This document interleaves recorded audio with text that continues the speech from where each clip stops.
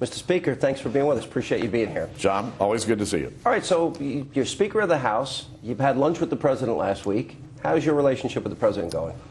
Well, we get along fine, and the lunch went pretty well. There's some areas that we know that we're going to fight over, but we spent most of the lunch trying to find common ground to try to solve America's problems. And whether it's the corporate tax code, which will make America more competitive and help create jobs in our country, the free trade proposals with Korea, Panama, Colombia, which again will provide for more job creation in America.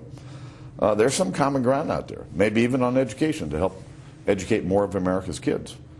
But having said that, I was very disappointed when I saw his budget. You know, the president is elected to lead. And when you start talking about spending and debt and the mountain that we're putting on the backs of our kids and grandkids, I was really disappointed the president didn't act. Are you, would you say this budget's dead on arrival in the House?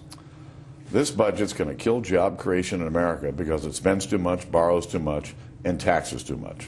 Right, but when he sends that proposal to the House, dead on arrival, it's not. It's dead, gone, over. Dead, gone, over.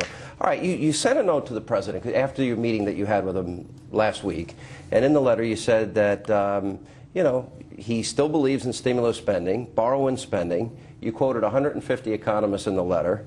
Obviously, you're headed for some showdowns. Do you expect these to be contentious? Do you think you could develop a relationship? Ronald Reagan spoke about the relationship with Tip O'Neill. Is it after 6 we can have a friendly relationship, but we're going to have a battle in the arena of ideas? Well, I don't know how it's going to work out, but you know, I've told the president, Mr. President, I'll always be straight up with you. What you see is what you get. No games. The American people said loudly and clearly in November that they wanted spending to be cut. And these 150 economists that wrote a letter to me agree that cutting spending will create a better environment for job creation in America. The president understands that we want to cut spending. The question is, how much? Have you heard back when you wrote the letter? Not yet. Not yet. His budget, as I go through it, assumes a growth rate of 4 to 5%, which a lot of people, including myself, think is a little bit unrealistic. And on the issue of the biggest spending items, which is entitlements, he doesn't touch the entitlement issue. Do you think that was done purposefully? I don't know why it wasn't addressed. He created a deficit reduction commission a year ago. They reported in December. But none of the ideas out of his own deficit reduction commission were part of his budget process. And again, I think the president has a responsibility here. He wasn't elected to just sit there in the Oval Office. He was elected to lead. And if he won't lead, we will. And I expect this spring, when we put our budget together, Paul Ryan and the Budget Committee will, in fact, put everything on the table. You promised $100 billion in savings. Some of the items, for example, that are on the table: Corporation for Public Broadcasting, NPR, National Endowment for the Arts, National Endowment for the Humanities. When I said, do you think the president did this purposely, what I mean by that is this. When you propose significant cuts to meet your promises that you made in the election, do you think the president's going to jump in and say, these Republicans want to hurt the poor, these Republicans are not being responsible? I have a quote of Nancy Pelosi saying that you are putting women and children last in terms of your priorities. John, we're broke. The American people understand that you can't continue to spend money that you don't have. This year, nearly 40 cents out of every dollar the federal government is spending, we have to borrow from the Chinese, and it's our kids and grandkids that get to pay it back. It's time for someone in this town to get serious about cutting spending. And this $100 billion that we'll cut this week is just the beginning of the cutting that will come. All right. Talk a little bit about the $100 billion mark, because there was some initial discussion that maybe you wouldn't be able to reach that number. You're confident that you will reach that number. Are you going to produce your own budget and then send that up to the White House? Is that the plan? Well, we will produce a budget here in the House sometime this spring. We'll send it over to the Senate, where usually there's some kind of agreement between the House and Senate on our budget numbers. I've got real doubts whether we'll ever be able to come to an agreement with the Democrat-controlled Senate over a budget. But we'll continue to move our appropriation bills at levels that the House agrees to. Listen, we only control 1/2 of 1/3 of the federal government. We've got to rely on the Senate to be able to produce and the White House to acquiesce to some of these spending cuts if we're going to make real progress. The president, since he's been in office, has accumulated just a little under $5 trillion, with the $1.6 trillion in debt this year. New debt added to the country. He has put us on a path to double the debt we have now, which is $14 trillion. It's going to be somewhere around $23, $24 trillion. So my question to you then is, when March 4th comes around, which is the day the government runs out of money, all the Democrats in almost every interview they talk about, they mention, well, Republicans want a government shutdown. The only people cheering for a government shutdown around here are Democrats, led by Harry Reid and Chuck Schumer. There's been no talk about shutting the government down on our side. Our goal here is to reduce spending. It isn't to shut down the government. All right, so what happens March 4th? When we run out of money, continuing resolutions, if you hit an impasse where the president's going to insist on his budget, he has the Senate going along with him, as you point out, you own 1/3 of the government right now, running 1/3. How do you overcome that impasse? Well, let's understand that the continuing resolution is to fund the government through the end of this fiscal year, which ends on September 30th. So we're trying to deal with last year's business. Remember, the Democrats in the House didn't do a budget.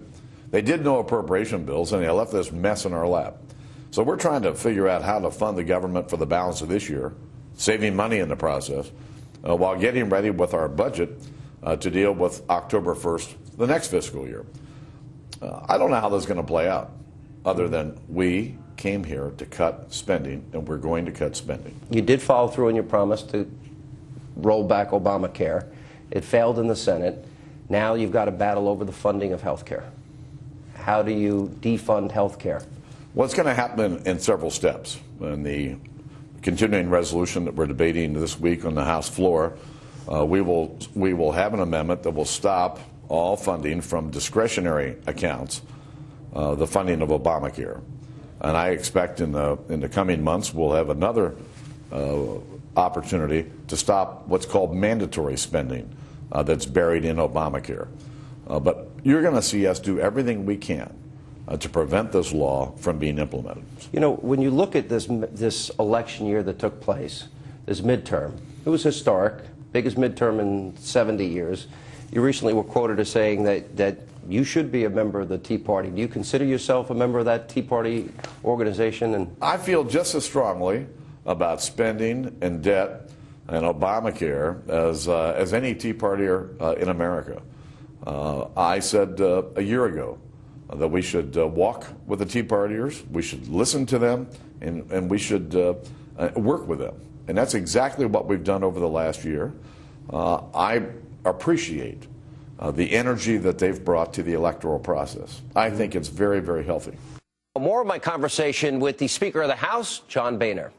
Let me ask you this. You said about the president in Egypt. He said that he handled it, a very difficult situation, as well as it could be handled. The president was asked a direct question on the Fox News channel on Super Bowl Sunday. You know, whether or not he thought the Muslim Brotherhood was dangerous. He punted there. Do you think the Muslim Brotherhood is dangerous? I do think they're dangerous. And I didn't mean to imply that the administration did everything correctly when it came to the handling of Egypt. But it is a very complex and very difficult situation. And when you look at what we want and what we expect, we want more freedom and democracy in Egypt and throughout the Middle East. But President Mubarak and his country have been strong allies of the United States for 30 years. And what we want to continue to work with the pro-democracy forces in Egypt for a peaceful transition to a democratically elected government. What we are not going to stand for are radical ideologies taking control of a very important country. How do you stop the Brotherhood, whose motto is the Quran our law, jihad our way, and dying in the name of Allah is our highest hope, Allahu Akbar? That's the Muslim Brotherhood's motto, and they have mentioned yesterday that they're now organizing a political group when democratic elections. Well, there are other groups that will be organizing as well, getting ready for the election. And I think that if you look at the effort on the part of the United States in Egypt and elsewhere around the world, we work with local human rights organizations, pro-democracy organizations, and I hope that we would continue those efforts in Egypt as we begin to prepare for elections. What did you think in the middle of this Egyptian crisis when our national intelligence director said the Brotherhood was a secular group, and Leon Panetta said he had read in the media that Mubarak will be gone by tonight, and he wasn't gone that night. Are we having issues with intelligence failure right now? Well, by and large, our intelligence folks have done a pretty good job. But there were some serious misstatements, I think, along the way. What do you think? Recently, Congressman Chris Lee resigned, and there's reports that you had spoken to him. You had heard allegations that he might be involved in some behavior that would not be becoming of a House member. Did you speak with him? I don't disclose any private conversations I have with my members. It's my job to hold members accountable. And I think members of Congress should be held to a high ethical standard. I've made this clear to my colleagues 4 years ago when they elected me the leader, that I was not going to tolerate it, and I have not. Mm-hmm. Let me ask you this. You decided to give back the plane that Nancy Pelosi had, and after the tragedy involving Congresswoman Giffords, you're still going to fly commercial. Do you think there has to be an issue addressed in terms of safety of members, in terms of security? Would you support, for example, security for all members of Congress? We have worked very closely with our members, both Democrats and Republicans, through the Sergeant at Arms Office and the Capitol Police, to outline common sense steps that members and staff can take to increase their security. We're continuing to work with all the members and their staff to make sure that the environment they work in is safer. But I can tell you that freedom isn't free. There's a risk that happens every day, because what do members of Congress do? We're out in the public all the time. And in the case of Congresswoman Giffords, even if there had been a security detail there, it would not have prevented this tragedy. Yeah. What do you think is, back to the budget for 1 second, are you prepared to take on the entitlements? Are you prepared to take on Social Security? Everything is on the table. What would you do in the case of Social Security? Is that means testing, raising the retirement age? Let's not get the solutions in front of a discussion about the size of the problem. This is a serious problem. Americans know it's a serious problem, but I think we need to outline the details of how big the problem is.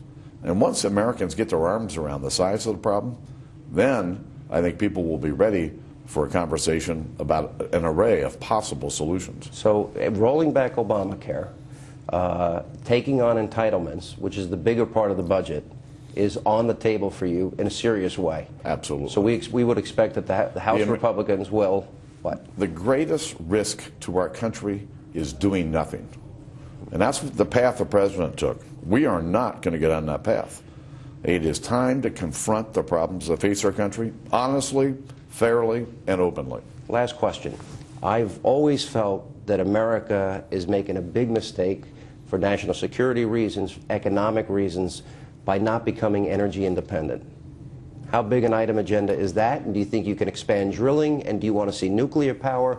What would you like to see for in terms I've been for an all-of-the-above energy strategy for 4 years because it'll produce more energy for our country, reduce our dependence on foreign sources, keep more of our money here, and bring down the price of energy. But lastly, it'll give us cleaner air as a result. It's time for us to get serious about this. In the coming months, when people see their gasoline bills, they'll be re-engaged in this issue in a big way. I can't get any of this done unless the American people stay engaged in this process. I need the American people as engaged today as they were on Election Day, because Congress will do what the American people demand every day, nothing more, nothing less. Any predictions who's going to be the 2012 nominee? None whatsoever. Not me. Not you? I can tell you, that's the only... So this is a problem. You're never running for president. No, this is the last thing I want to do. All right, Mr. Speaker, good to see you. Thank you John, for spending time. nice to see you. Thank you. Appreciate it.